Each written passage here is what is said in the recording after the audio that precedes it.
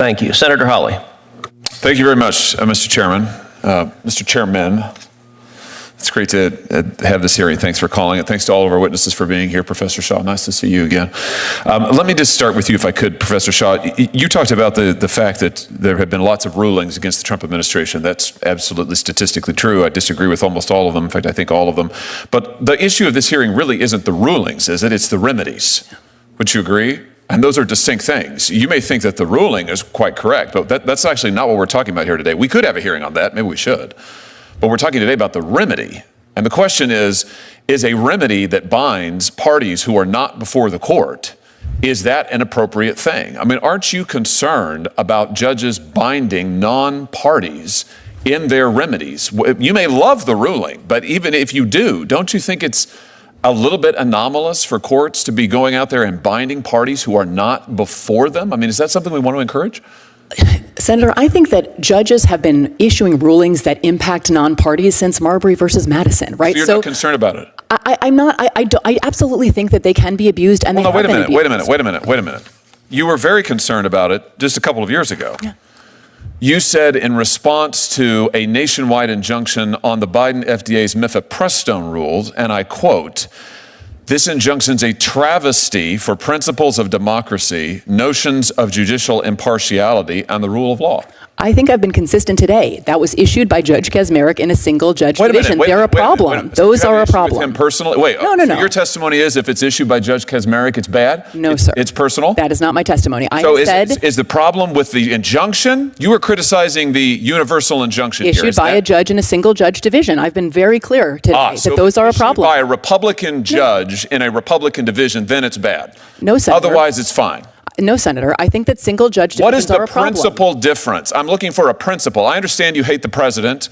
I understand you love all of these rulings against him. You and I both know that's not a principle. You're a lawyer. What's the principle that divides when issuing a nationwide injunction is okay when it's not? When the Biden administration was subject to nationwide injunctions, you said that they were travesties for the principle of democracy.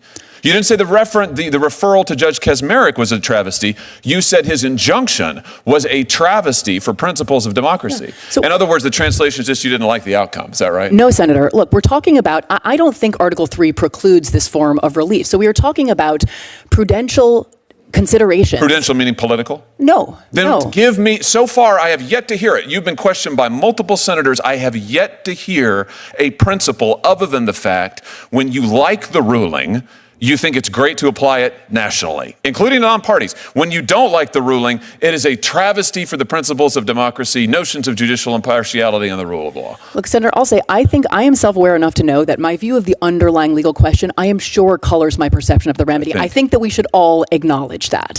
And yet I do think that why shouldn't we stop nationwide injunctions for everybody? I think that's what we're talking about today. Because I'm not willing to leave without relief non-parties who are injured. No, you're not willing to leave without the ability to bind President Trump. No, I think that... I mean, and when it's Biden, it's okay. No. When it's Biden, it's a travesty. When it's Trump in office, it's no holds barred, whatever it takes, right? I believe in a powerful...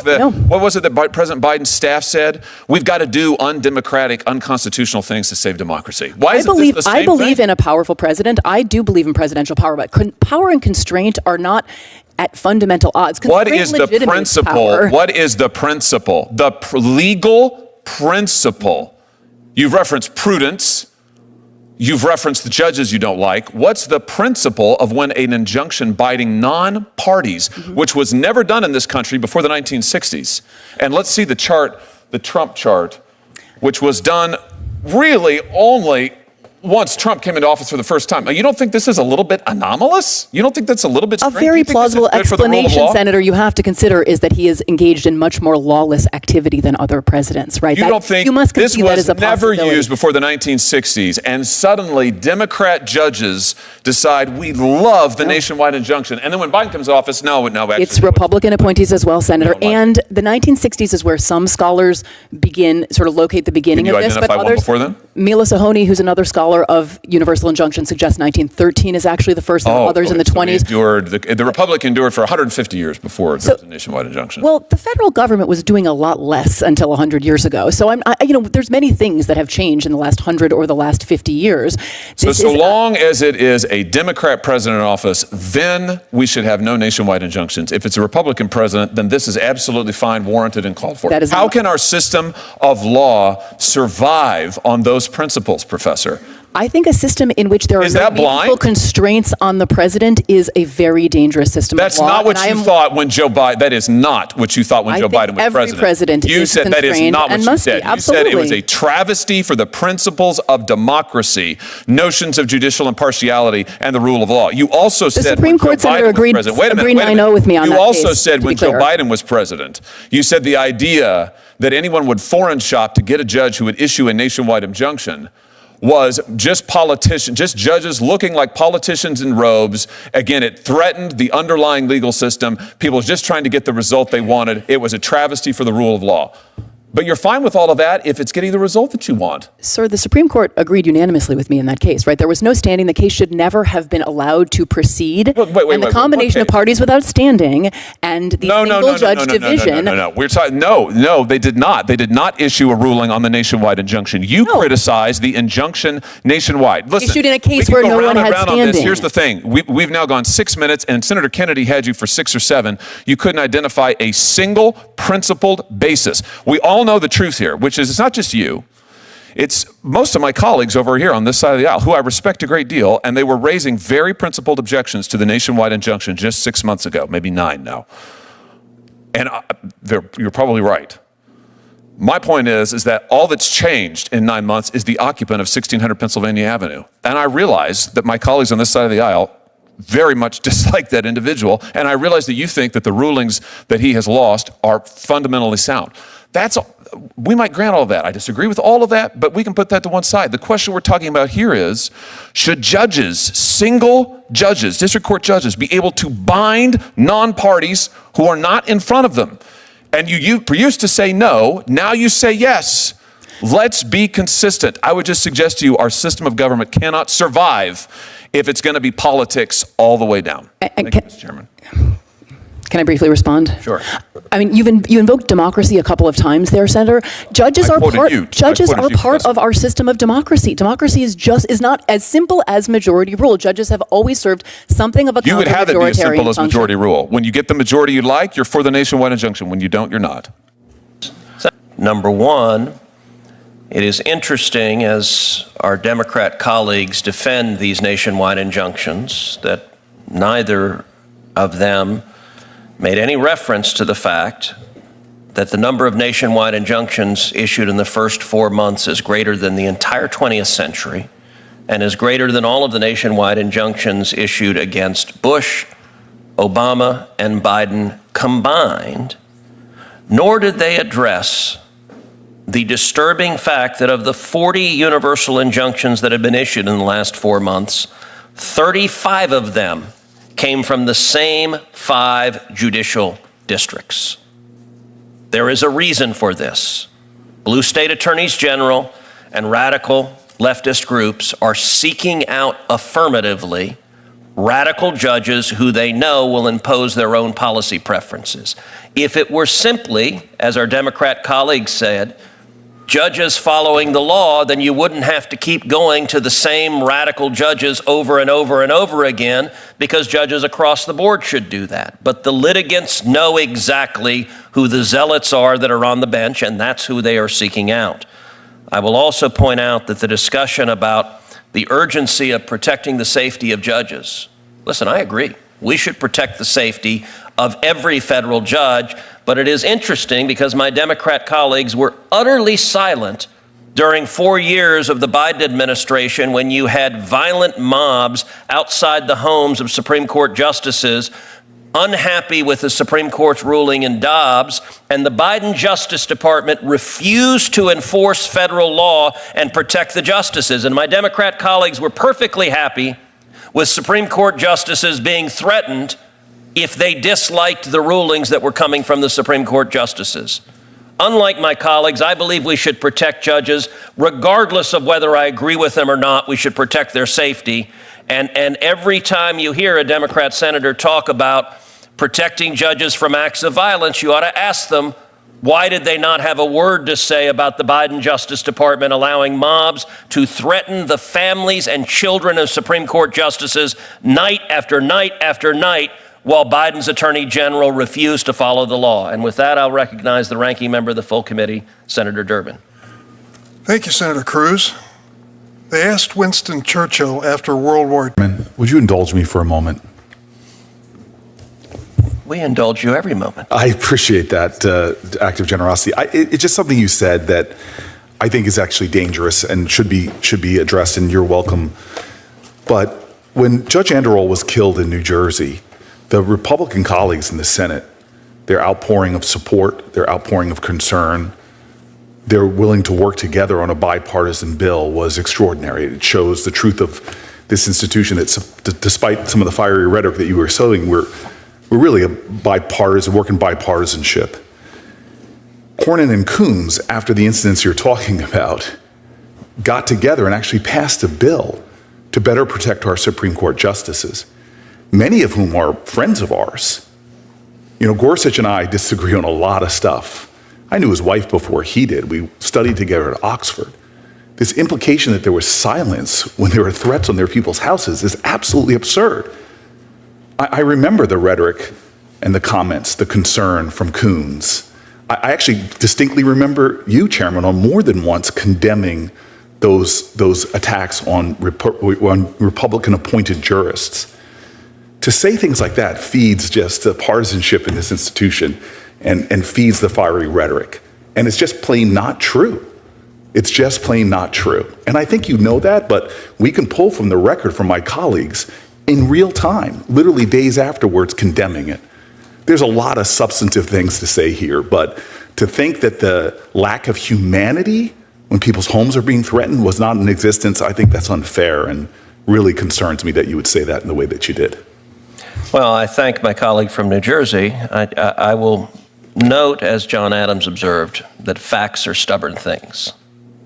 And it is existing federal law, 18 U.S.C. Section 1507, that makes it a crime to protest at a judge's home. And the law provides whoever with the intent of interfering with, obstructing, or impeding the administration of justice, or with the intent or of influencing any judge, juror, witness, or court officer in the discharge of his duty, pickets or parades in or near a building housing a court of the United States, in or near a building or residence occupied or used by such judge, juror, witness, or court officer, or with such intent uses any sound truck or similar device or resorts to any other demonstration in or near any such building or residence, shall be fined under this title or imprisoned not more than 1 year or both.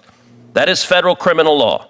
Night after night after night, angry mobs were outside the Supreme Court justices' homes, and in the entire course of it, the Biden Justice Department prosecuted nobody.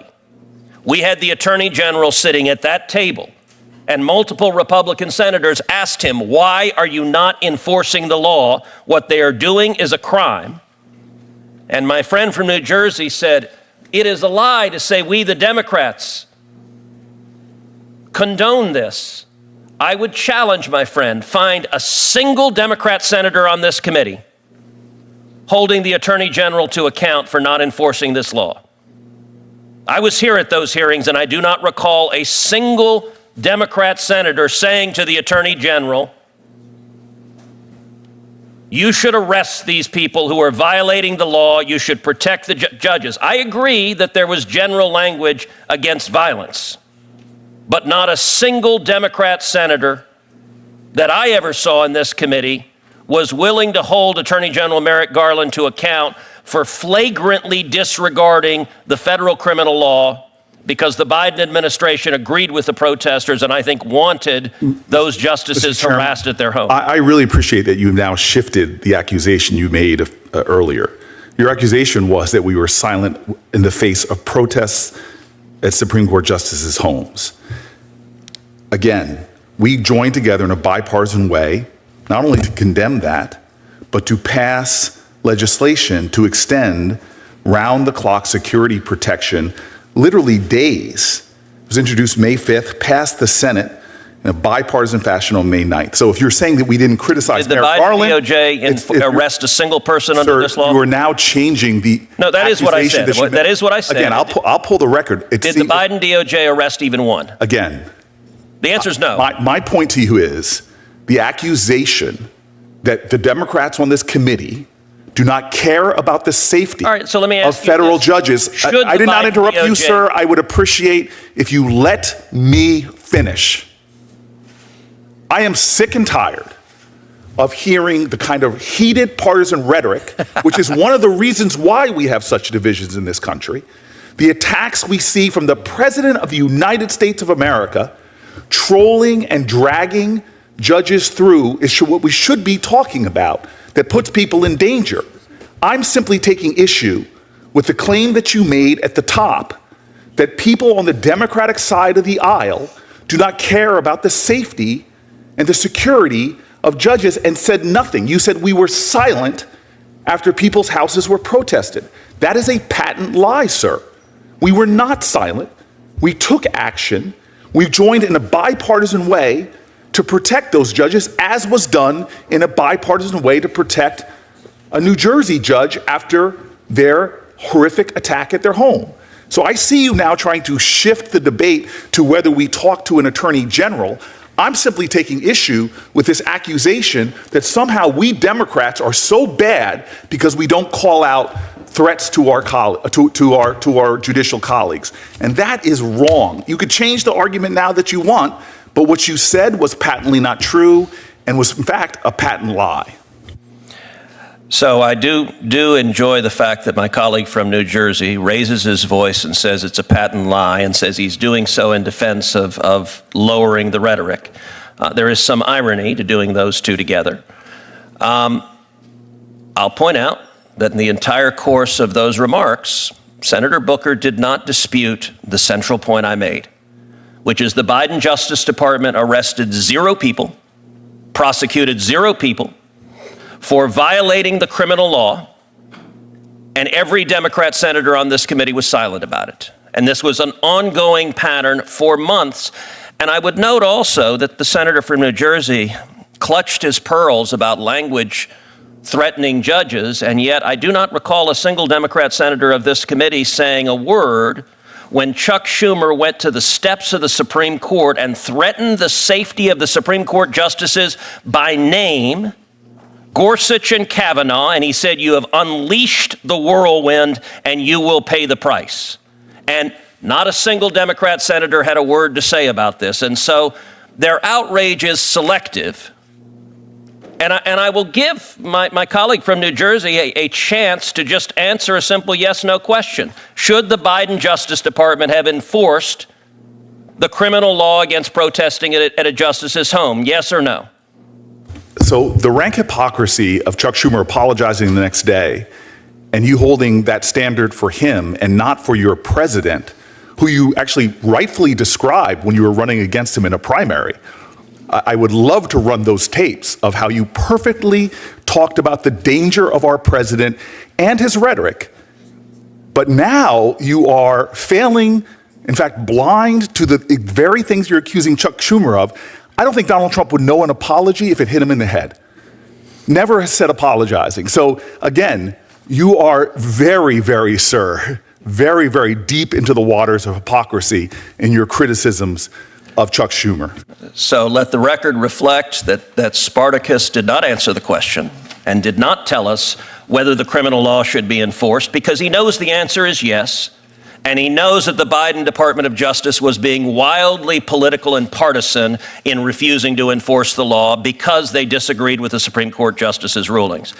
I have also, in addition to Senator Durbin, who's given his opening statement, I have a written opening statement from Chairman Grassley. Without objection, that written statement is entered into the record. Would any of you advise a client to defy a federal court order? No. None of you would? How about you, Professor? I mean, under most circumstances, we follow the government and private parties follow court orders. I suppose it's not, I would not rule out ever the possibility that in a sufficiently egregious order, there should be some consideration of whether there's a way. So in some cases, I think it's a qualified answer, in yes. some cases you would. In an extremely narrow band of cases, I think it would be considered, yes. Okay. Do any of you think that nationwide or universal injunctions are not being abused?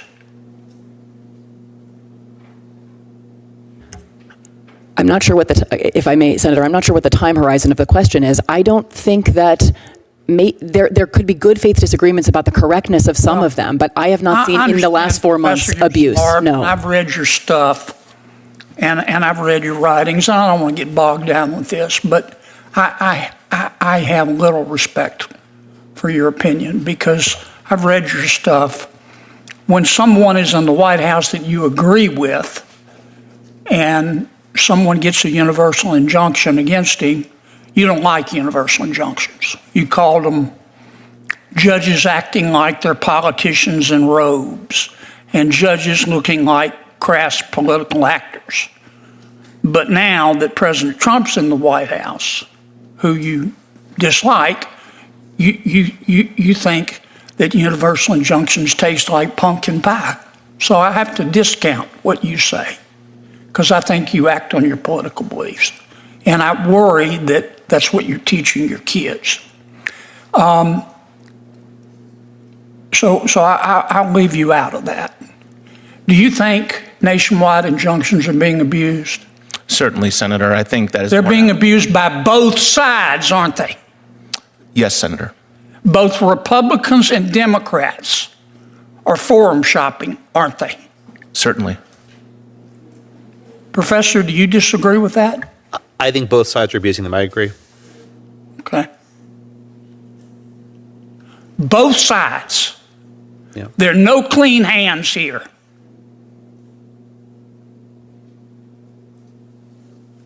Now, your suggestion is that when a federal judge issues a nationwide injunction, there should be an automatic stay and an expedited right of appeal. Is that right? Yes, sir. Do you disagree with that? I haven't given enough thought to have a position on it, Senator. I suspect, Professor, your answer will be it depends on who's president. No, Senator. Let me ask you about this. What if we had a rule? I was reading an article the other day.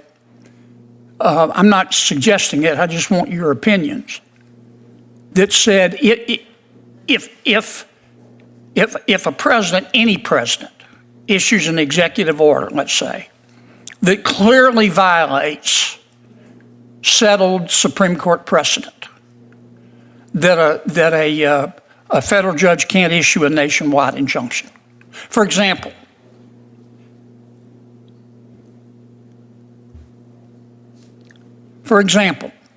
if a federal a president issued an order that said no one in America has right to counsel any longer, including but not limited to, in a felony case, having the government pay for your lawyer if you can't afford it. That clearly violates settled Gideon v. Wainwright. In that case, a judge has no authority or does have authority to issue a nationwide injunction. But in a case where the law is unclear, a judge should refrain from that. Now, obviously, we'd have to trust our judges, but we're supposed to be able to trust them anyway. What do you think about that? I don't agree with that, Senator, because I think universal injunctions transgress the limitations under Article 3, even if the underlying merits are clear. I happen to agree with you. I don't think there's any basis under Article 3, under Supreme Court precedent, under the English common law for nationwide injunctions. I think politicians have helped judges, and many judges are politicians, to just make it up. And many of them are like Professor Shaw here. If they like the president, they're against nationwide injunctions.